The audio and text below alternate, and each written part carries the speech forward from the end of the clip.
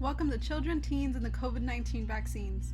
This video will focus on the COVID vaccines available for use in the United States, as well as hopefully answer some questions you may have about children and the COVID vaccines.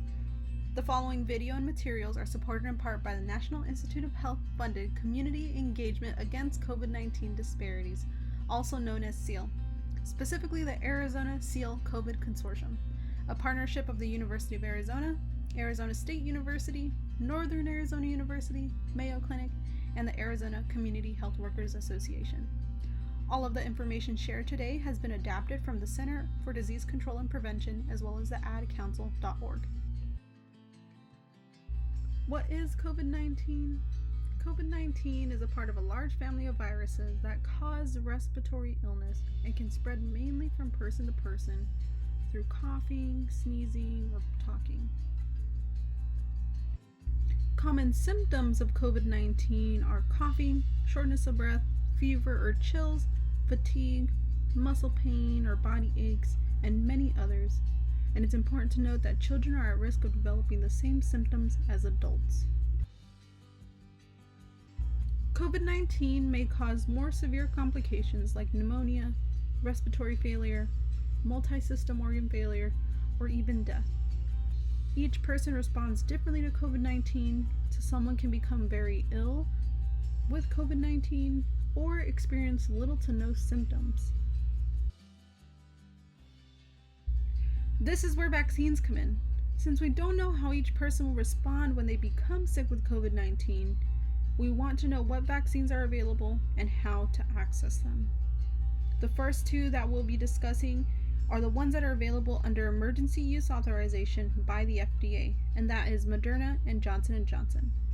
Both of these vaccines are available for individuals 18 years or older. There are still other vaccines in clinical trials, however, we'll be focusing on the ones available here in the US.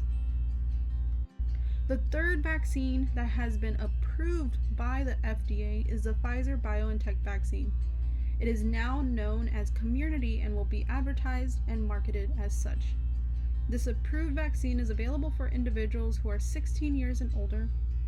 And in order to be approved, this vaccine has demonstrated top performance in safety and effectiveness.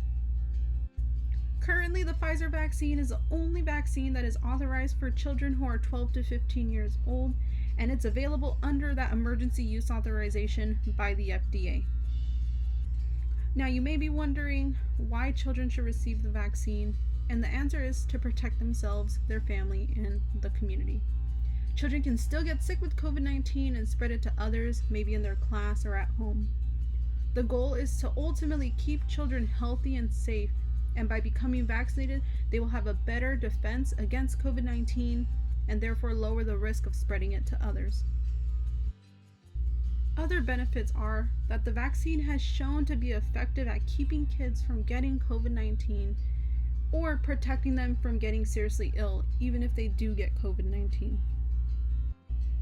Another benefit is, of course, protecting yourself, but also protecting those around you, especially those who are at an increased risk of severe illness if they do get sick with COVID, or those who are unable to get vaccinated, and this could include infants or people with weakened immune system. COVID-19 vaccination among all eligible students as well as teachers, staff, and household members is the most important strategy to help schools safely resume full operations. Only a small portion of fully vaccinated people get infected even with the Delta variant. So what we're seeing in schools is as COVID-19 cases go up, combined with low vaccine numbers amongst teens, the safest way for schools to continue as usual is to utilize masks indoors for all, and this includes teachers, students, staff, and visitors regardless of their vaccine status. The procedures in place are going to vary depending on the location of students. However, what is being recommended for children 12 years and older is to receive the safe and effective Pfizer vaccine, also known as Comirnaty, and to continue to wear a mask when indoors and in large gatherings. As I mentioned before, keeping children, teens, and families safe is very important. All of these actions are important ways in keeping schools safe. Ventilation is critical, so making sure the air is circulating and it's clean.